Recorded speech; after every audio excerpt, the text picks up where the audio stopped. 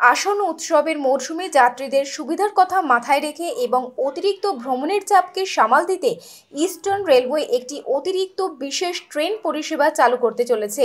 তারই ফলস্বরূপ পূর্ব রেল কলকাতা ও পুরীর মধ্যে একটি বিশেষ ট্রেন পরিষেবা দেওয়ার সিদ্ধান্ত নিয়েছে, জানালেন পূর্ব রেলের মুখ্য জনসংযোগ আধিকারিক কৌশিক মিত্র। পূর্ব রেলওয়ে কলকাতা স্টেশন থেকে পুরী যাওয়ার জন্য স্পেশাল ট্রেন দিচ্ছে। সেটি ৩রা অক্টোবর অর্থাৎ মহালয়ার পরের দিন থেকে ২৮শে নভেম্বর প্রত্যেক বৃহস্পতিবার রাত্রি ১১টা ৫০ মিনিটে কলকাতা স্টেশন থেকে যাবে পুরীর উদ্দেশ্যে।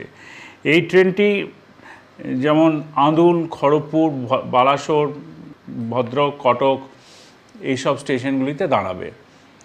আর ফেরার ক্ষেত্রেও সে একই, প্রত্যেক শুক্রবার ওখান থেকে ছাড়বে, পুরী থেকে ছাড়বে দুপুর ৩টেই এবং সেটি কলকাতা স্টেশনে এসে পৌঁছবে পরের দিনই।